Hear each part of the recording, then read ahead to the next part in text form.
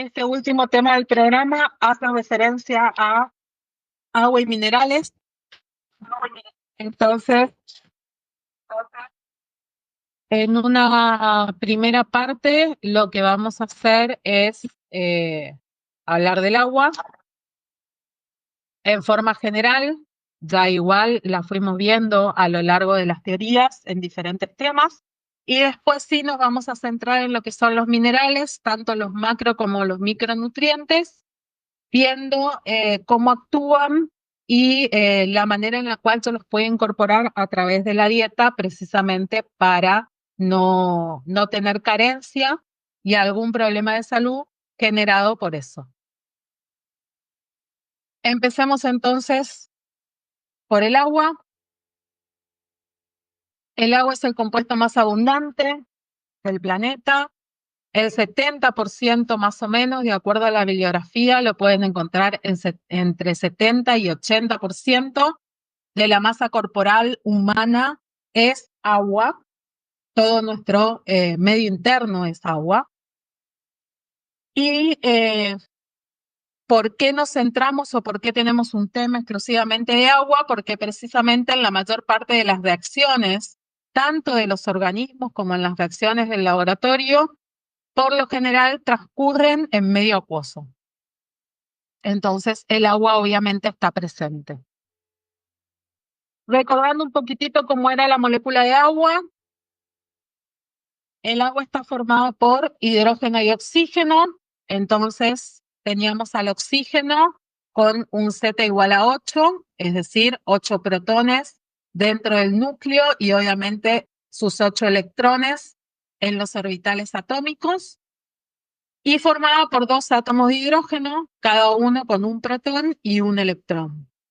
Esta es la forma en la cual se vincula precisamente esa molécula de agua. Cada uno de los electrones desapareados del oxígeno se va a enlazar con los electrones desapareados del hidrógeno, generando que la molécula posea pares electrónicos libres, que es lo que ya vimos cuando mencionamos los puentes de hidrógeno. La naturaleza incolora, inodora e insípida que tiene el agua es una de las cosas que la hace fundamentales para los organismos vivos. Vamos a ver que tiene propiedades físicas únicas entre moléculas diferentes al agua, pero que tienen un tamaño similar, lo cual hace que sea utilizada como solvente universal. La molécula de agua no es lineal, sino que es angular. Acuérdense que esto lo vimos ya en el tema 3, en el tema de orgánica. Tiene una hidratación sp3, entonces los enlaces, ¿sí?, del oxígeno se encuentran orientados hacia los vértices del tetraedro. En cada uno de los vértices va a estar los átomos de hidrógeno, mientras que los 2 pares electrónicos libres del oxígeno se van a ubicar en los otros 2 ángulos de ese tetraedro regular. Por eso, como les dije al principio, la molécula no es lineal, sino que es angular, donde los átomos de hidrógeno se encuentran ubicados hacia los vértices del tetraedro y los pares electrónicos libres del hidrógeno se encuentran también en esa posición. El ángulo que forma entre sí las moléculas de agua, o sea, los enlaces, es de 104,45 entre ambos hidrógenos.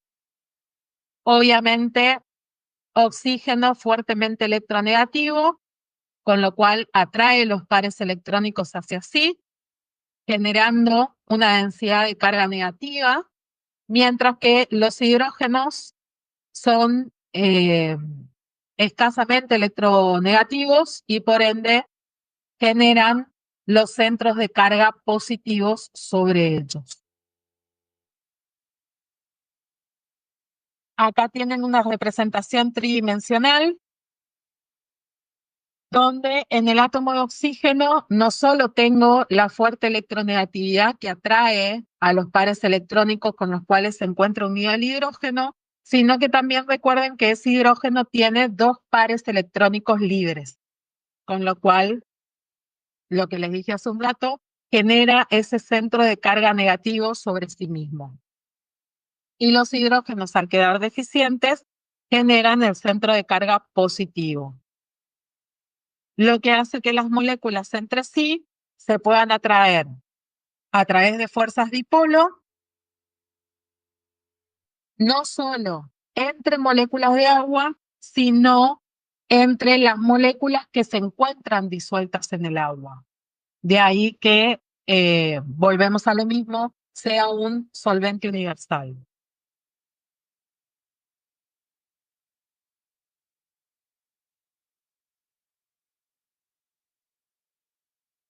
Simplemente para recordar cómo venía la electronegatividad, acuérdense que la electronegatividad lo que hacía era aumentar de izquierda a derecha y de abajo hacia arriba. Por eso decíamos que el flúor era el más electronegativo y el oxígeno era el que le seguía en electronegatividad. Y fíjense que la diferencia de electronegatividad entre el hidrógeno y el oxígeno es suficientemente alta como para generar esos dipolos en la molécula y por ende el momento dipolar.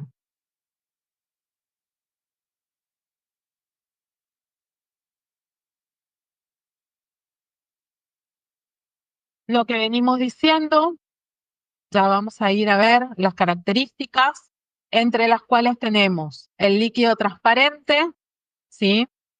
Incoloro, acuérdense que transparente e incoloro no es lo mismo. Transparente quiere decir que se puede ver a través de, mientras que incoloro es directamente la ausencia de color. Existen líquidos que son transparentes, pero que tienen color. En el caso del agua es una molécula transparente e incolora, aunque puede llegar a tener un color azulado cuando se observa, ¿sí? En abundante cantidad por absorber radiaciones UV, ¿sí? Además es inodora e insípida, o sea, no tiene ni olor ni sabor. Obviamente hablando del agua pura. Tengan en cuenta que el agua que nosotros tomamos en la canilla es un agua que tiene un montón de sustancias para uso humano. Entonces, por ahí el agua de la canilla, en algún momento le podemos sentir algún tipo de gusto. El agua pura es totalmente insípida.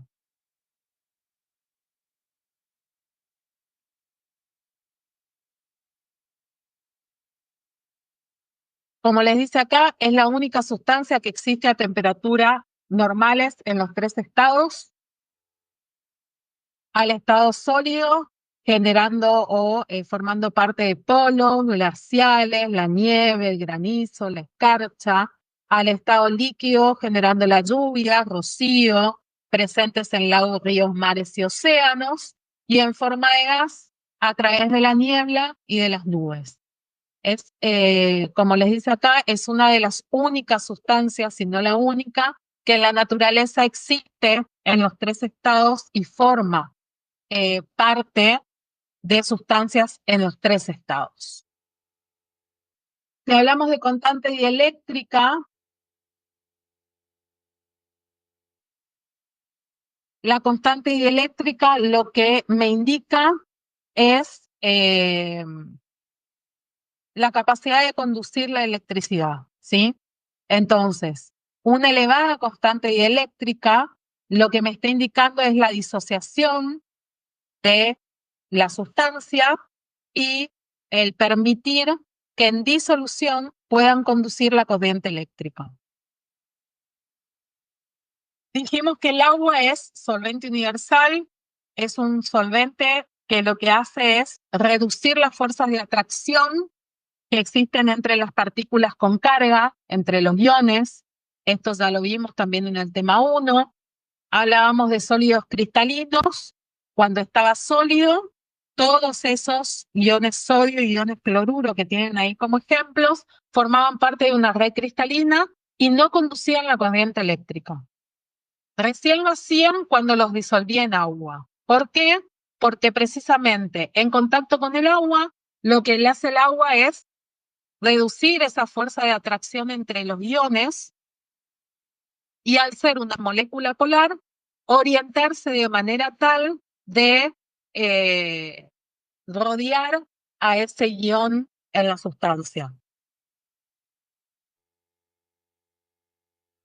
Al tener una constante dieléctrica elevada, lo que hace es que esta disociación y esta solvatación de los iones sea mucho más fácil que con cualquiera de los otros ejemplos que ustedes tienen acá, que también se utilizan como solvente. Es decir, que las partículas, los iones, ¿sí? Las partículas cargadas eléctricamente son fácilmente disociables en agua. Es por eso que, de nuevo, hablamos de solvente universal. Y acuérdense que como el ion es positivo, era atraído por el centro de carga negativa, es el oxígeno con sus pares electrónicos libres, mientras que ante un ion negativo, el agua se orienta a través de los hidrógenos, que son los que poseen el centro de carga positivo.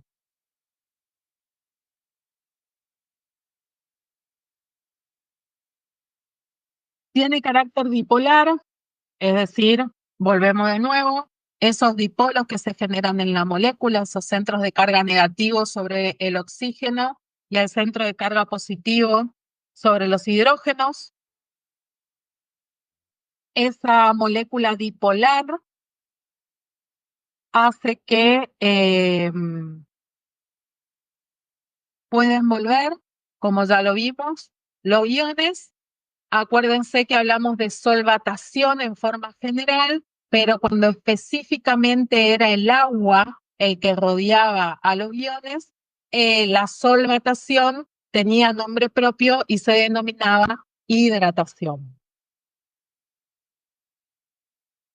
Acá tienen el mismo esquemita, la misma secuencia que les puse en ese tema 1, donde hablamos un poquitito sobre esto, cómo la molécula de agua va venciendo las fuerzas de atracción entre los iones y va rodeando cada uno de los iones, produciendo esa solvatación o hidratación.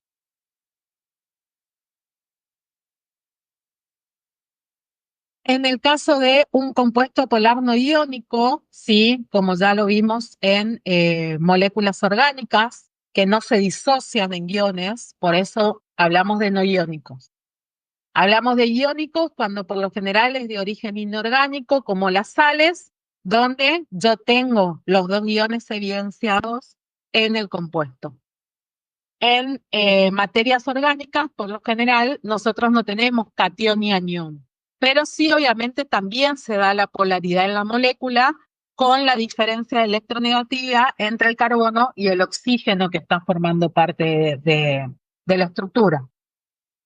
Por lo tanto, los dipolos que se forman a través de los átomos enlazados en estas moléculas no iónicas, es decir, no cargadas, también hacen que sean solubles en agua por las mismas razones que acabamos de explicar con las sustancias inorgánicas, ¿sí? Lo que se van a generar son atracciones dipolo e inclusive los puentes de hidrógeno entre moléculas orgánicas no polares, polares y el agua. La formación de puente de hidrógeno también ya lo vimos en el tema 1. Acuérdense que para formar puente de hidrógeno yo tenía que tener 3 condiciones. La primera era que la molécula tuviese hidrógeno, que ese hidrógeno estuviese unido a un átomo fuertemente electronegativo y que el hidrógeno fuese atraído por otro átomo electronegativo con pares electrónicos libres. Por eso siempre que ustedes tengan que realizar el ejemplo de cómo se forma un puente de hidrógeno, no se olviden de los pares electrónicos que son en definitiva los que van a atraer al hidrógeno de la molécula.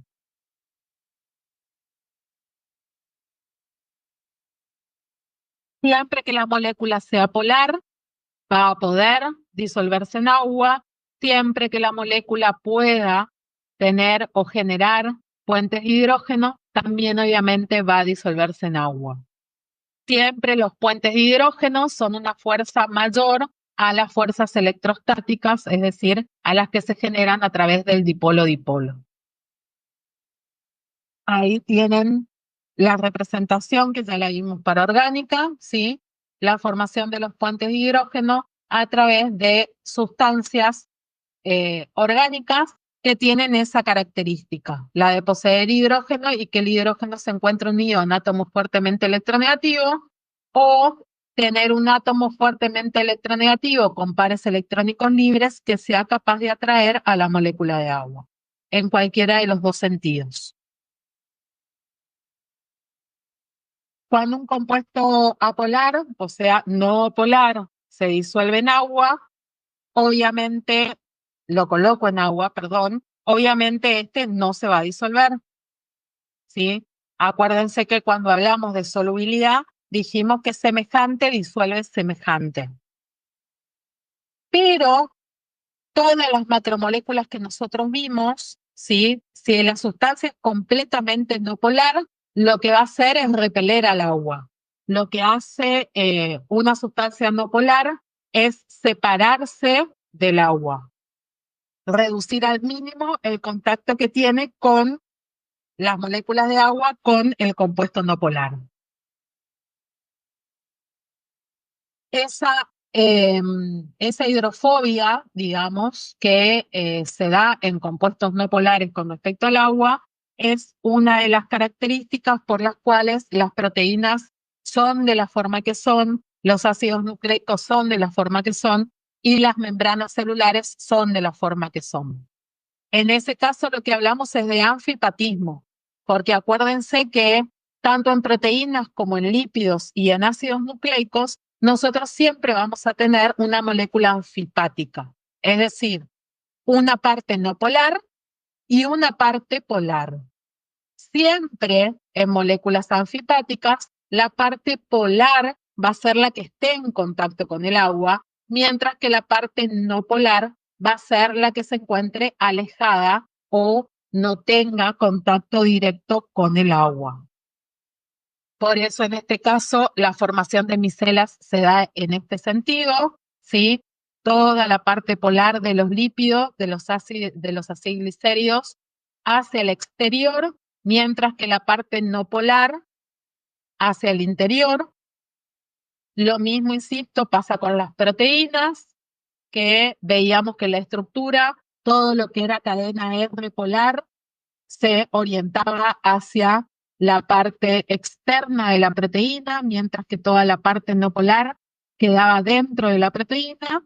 Y lo vemos también con ácidos nucleicos, donde es el azúcar y el grupo fosfato el que se encuentran en el extremo en contacto directo con el medio, mientras que las bases nitrogenadas se encuentran dentro de la estructura.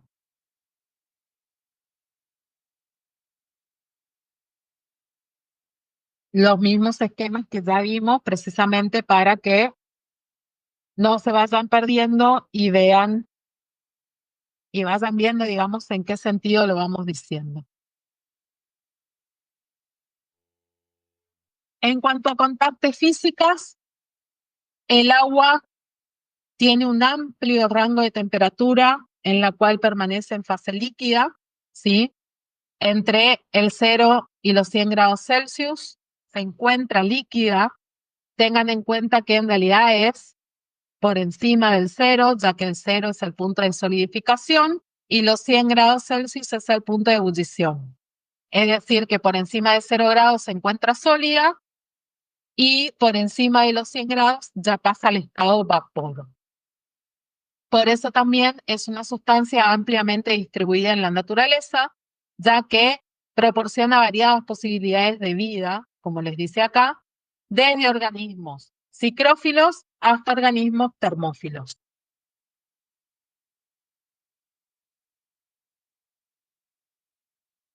Cuando se encuentra sólida, es decir, cuando hablamos de hielo, Esta es una fotito tridimensional a partir de la difracción de rayos X.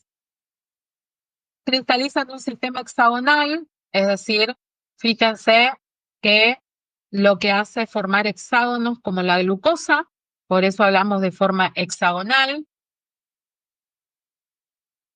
llamándose nieve o hielo según se presente en forma esponjosa o compacta. Cada molécula de agua interactúa formando un tetraedro con otras 4 moléculas con las cuales está en contacto a través de puentes de hidrógeno, que es lo que ustedes tienen acá. Fíjense que acá tengo 1, 2, 3, 4, ¿sí? Todas generando puentes de hidrógeno con la anterior.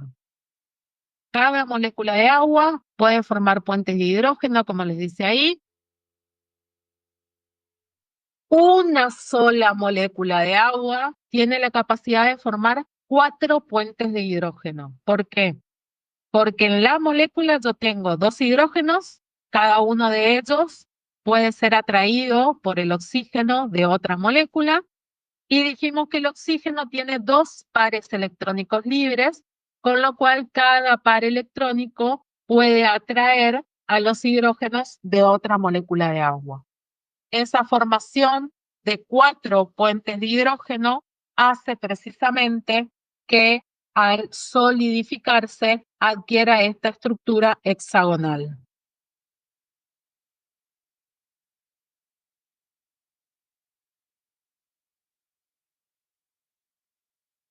Cuando paso de sólido a líquido, ya se empieza a descompaginar esa red cristalina, pero seguimos teniendo los puentes de hidrógeno que obran entre las moléculas, de manera tal de que, a pesar que uno toma lo que sería la teoría de la molécula de agua, al ser una molécula tan chiquita y tan liviana, debería ser gas. Pero el hecho de la formación de esos 4 puentes de hidrógeno, interacción entre esas moléculas de agua, hace que que se encuentre al estado líquido.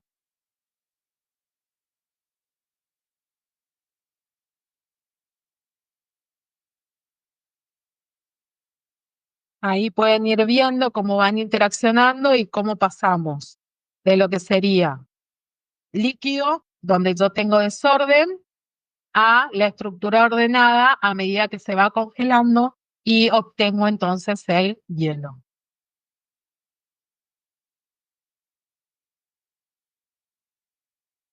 En cuanto a la densidad, hablamos de que el agua pura, la densidad es 1, ¿sí?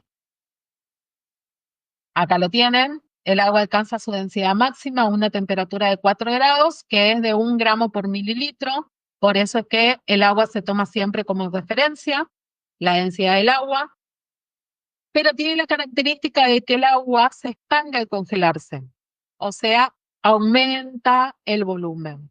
Por eso es que la densidad del hielo es menor que la del agua líquida y es por eso que el hielo flota en el agua líquida, ¿sí?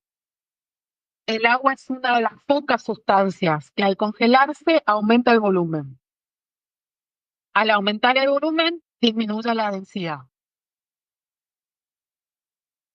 Esto hace que el hielo, a pesar de ser una sustancia sólida, flote en el agua líquida. La densidad del hielo es más o menos de 0,91. Y fíjense que la densidad del agua líquida es de 1. Entonces, esta, eh, ay, no me sale la palabra. Esta anomalía que se produce con la densidad es tremendamente importante, ya que, como estamos diciendo, es una de las pocas sustancias que tiene este comportamiento. Se congela, se expande y disminuye la densidad. Por eso el agua sólida tiene menor densidad que el agua líquida y de ahí que todos los glaciares floten en el océano.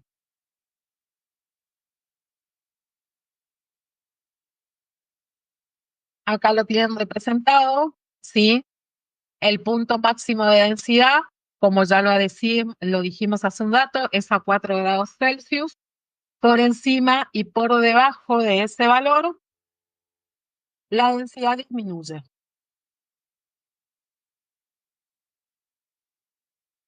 ¿Por qué el agua líquida tiene mayor densidad que el agua sólida? Por lo que veíamos hace un rato, que en el agua líquida nosotros lo que tenemos es una estructura abierta, interaccionando a través de esos puentes de hidrógeno. Al ser esa estructura abierta, al congelarse, se expande.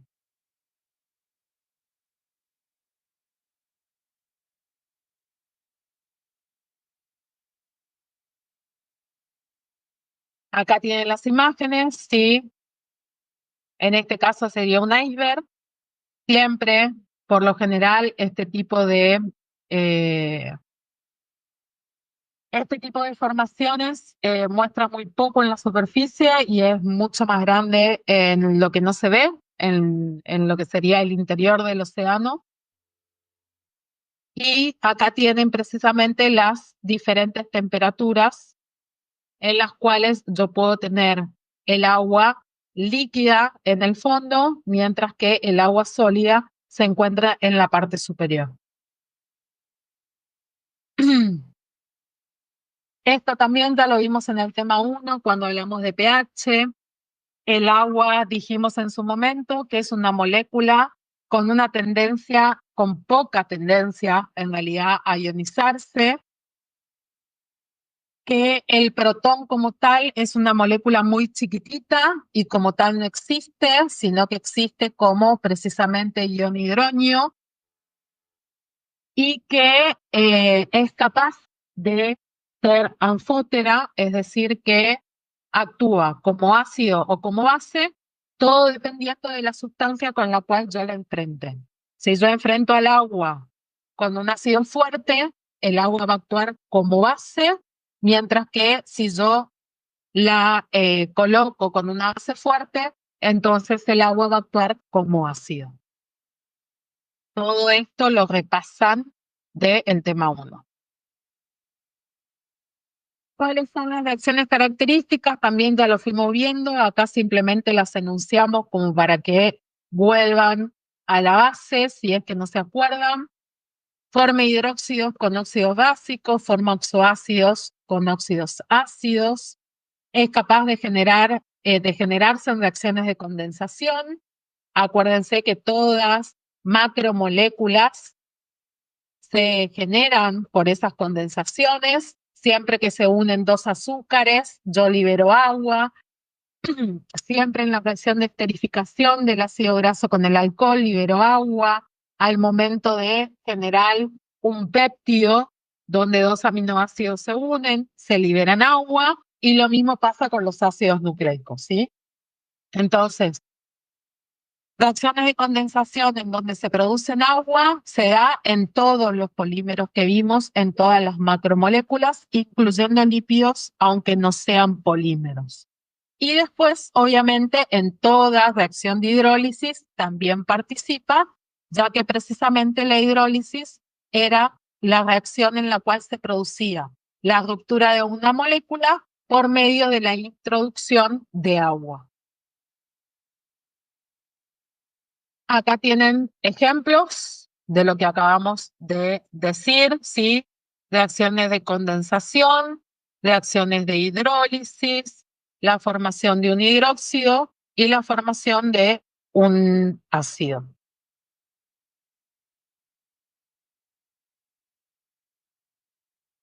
Vamos a pasar entonces a la segunda parte de este tema, que es minerales. Los minerales son elementos químicos imprescindibles para que nuestro organismo funcione de manera normal. El agua es la que circula entre los distintos compartimentos que nosotros tenemos en el organismo, llevando estos electrolitos, que son partículas minerales en solución. Aproximadamente el 4% del peso corporal está compuesto por los 22 elementos que llamamos minerales. El organismo aprovecha los minerales para muchas funciones diferentes, ¿sí? Eh, ya lo vamos a ir viendo. Formación de huesos, producción de hormonas, regulación de los latidos cardíacos, contracción muscular. Vamos a ver que existen dos tipos o mejor dicho, que a los minerales se los clasifica de dos maneras, ¿sí? En macrominerales y en oligonutrientes. Los macrominerales son minerales que el cuerpo necesita en más cantidad, de ahí el macro, obviamente. Acá, como ven, se incluye al calcio, se incluye al fósforo, al potasio, al sodio, al cloro y al magnesio. Y después tenemos los oligoelementos o microelementos o microminerales, los pueden encontrar también, aunque son denominaciones viejas, que ya obviamente lo que necesito es mucha menos cantidad. Y acá fíjense que tengo el hierro presente en la hemoglobina, el zinc, el cobre, el yodo fundamental para el funcionamiento de tiroides, flúor para todo lo que es dientes, sobre todo, manganeso y cobalto fundamental para la vitamina B12, ¿sí? Entonces, la necesidad dietaria se corta en 100 para poder clasificar o diferenciar a los macro de los micro. Si yo necesito más de 100 miligramos por día de ese mineral, estoy hablando de un macromineral, y si necesito menos de 100 miligramos por día de ese mineral, estoy entonces hablando de oligoelementos. Em, Tanto la ausencia como el exceso de de estas sustancias puede ser perjudicial para el organismo. La mayoría son hepatotóxicos, o sea que una, si yo consumo de más o tengo una acumulación bastante elevada del mineral, va a influir en el funcionamiento del hígado, además de los cuatro elementos que se componen mayoritariamente en la vida, que fue lo que vimos en orgánica: el carbono, el nitrógeno, el hidrógeno y el oxígeno. Tenemos el resto de los minerales en macro y oligoelementos. Vamos a ver un poquito uno por uno. Igual tienen, insisto, toda la información ahí para ver y para leer tranquilos después. Empecemos por el sodio. El sodio es el principal catión extracelular, mantiene la presión osmótica, influye en la retención de agua en los riñones y excita el músculo facilitando los impulsos nerviosos. El requerimiento diario de sodio es de 1500 miligramos por día. Todo esto de la excitación muscular y de la transmisión del impulso nervioso es porque es necesario en la regulación del ATP junto con el potasio, que ahora lo vamos a ver. En realidad el sodio proviene de cualquier alimento. La mayoría de los alimentos contienen sodio en mayor o menor medida. Como fuentes naturales podemos citar mariscos, leches o espinaca. Además, obviamente, de la sal de mesa que todo el mundo utiliza para la cocina. El potasio es el principal catión intracelular, es fundamental en la transmisión de los impulsos nerviosos y en la contracción muscular. Fíjense, de los tres tipos de músculo: el liso, el esqueleto y el cardíaco. Se necesita mucho más que el sodio, 4700 miligramos por día. Es un electrolito sistémico, ¿sí? Y las fuentes naturales, como lo tienen más o menos representado acá, incluyen las legumbres, los tomates, las papas, ¿sí? Que acá no las veo, pero las papas también, y sobre todo las bananas. Las bananas tienen un alto contenido de potasio.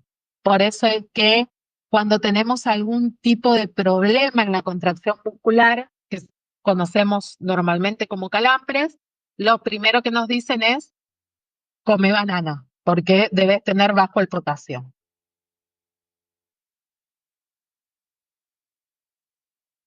El cloro es el principal anión ¿sí? Acuérdense que el ion cloruro tiene carga negativa, es el principal anión extracelular, también participa en la transmisión de impulsos nerviosos y como ácido clorhídrico, en realidad, es componente principal del jugo gástrico.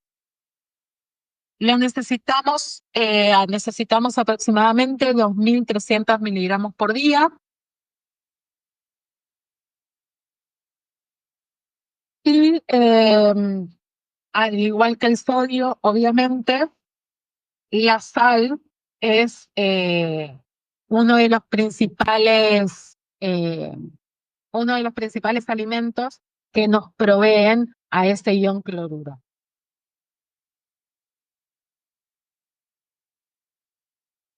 El calcio, obviamente, formación y mantenimiento de huesos y dientes. También es importante para lo que es la coagulación sanguínea, la transmisión del impulso nervioso, sobre todo músculo cardíaco, contracción muscular y metabolismo celular. Lo necesitamos en 1.300 miligramos por día.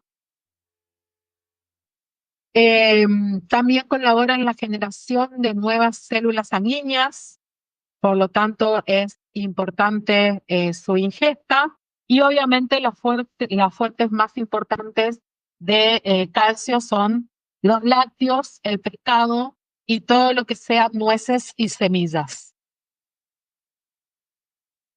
El fósforo también fundamental para lo que es la formación de huesos a través del fosfato. Acuérdense que el fosfato es el anión, ¿sí? Y fundamental como ácido ortofosfórico o fosfórico para un montón de sistemas enzimáticos, además de la formación de nucleótidos, trifosfato, ADN, ARN y fosfolípidos. Lo necesitamos en 700 miligramos por día. La ingesta en los huesos, por lo general se introduce como hepatita y es un mineral para, como recién hablábamos, indispensable para muchos procesos metabólicos.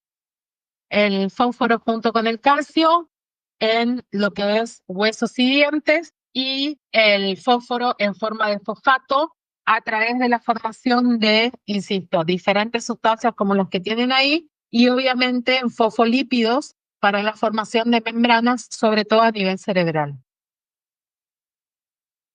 El magnesio a través del consumo más que nada de hojas verdes, se encuentra en la clorofila, lo almacenamos parte en los huesos, en los músculos, genera también o ayuda con una pequeña contracción muscular. Utilizado mucho a nivel enzimas, ¿sí?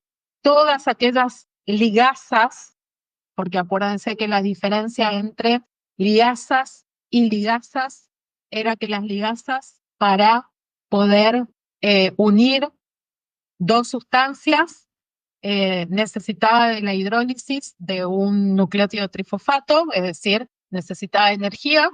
Entonces, todas esas enzimas que necesitan precisamente el aporte de energía, sí o sí van a utilizar como cofactor el magnesio. Y además está vinculado con la síntesis y producción tanto del ácido desoxirribonucleico como del ácido ribonucleico. Más allá de las las verduras de hojas verdes, el magnesio también lo podemos consumir a través de las nueces de soja y de cacao puro. El requerimiento dietario por día es de 420 miligramos. El caso del hierro, fundamental en lo que es la estructura de hemoglobina, mioglobina y citocromos. Acuérdense que la hemoglobina es el transportador de oxígeno en sangre, la mioglobina es la que se encuentra en músculos, mientras que los citocromos los vamos a ver en detalle y los vamos a analizar en lo que es cadena de electrones cuando hablemos de respiración celular en química biológica. Se encuentra en hígado, en vaso, en médula ósea, a través de su forma de almacenamiento, que es la ferritina, y se transporta en plasma a través de la transferrina. Siempre, obviamente, esta transferrina es una base proteica, ¿sí? Necesitamos 18 miligramos por día de aporte, ya que se utiliza para muchas cosas, es una reutilización en el organismo y lo podemos adquirir a través del hígado de animales y semillas como las lentejas.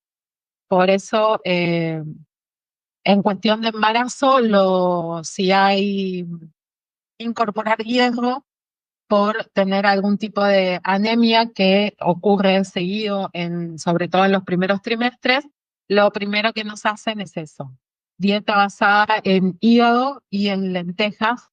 La espinaca también es un vegetal que posee alto contenido de hierro. Bien, dentro del resto, o sea, de los oligoelementos, para nombrar algunos de ellos, tenemos el zinc, que es fundamental para la producción de enzimas como carboxipeptidasas o la anhidrasa carbónica para la eliminación de dióxido de carbono. El cobre, que estimula el sistema inmunitario, es capaz de estar en reacciones de oxidorreducción.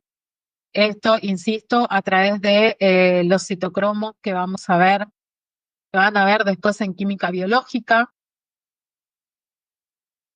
El yodo es fundamental para lo que es el funcionamiento de la tiroides, ¿sí? De las hormonas tiroideas, para prevenir la enfermedad de la gota, que es de origen de articulación, más allá de que es antioxidante, ¿sí?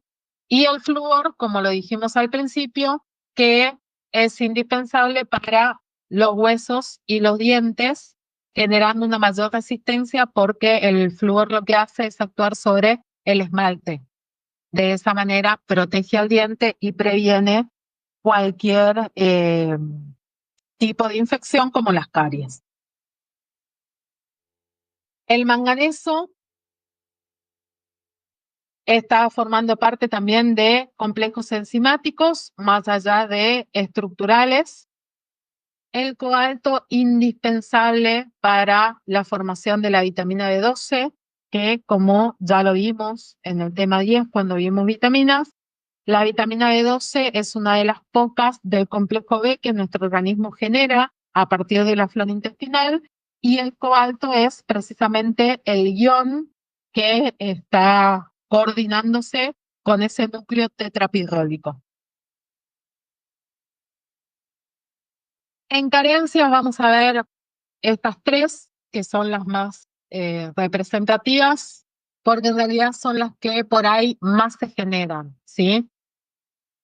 Una deficiencia de calcio va a provocar, obviamente, problemas en los huesos a partir de osteoporosis, raquitismo, tanto el calcio como el flúor.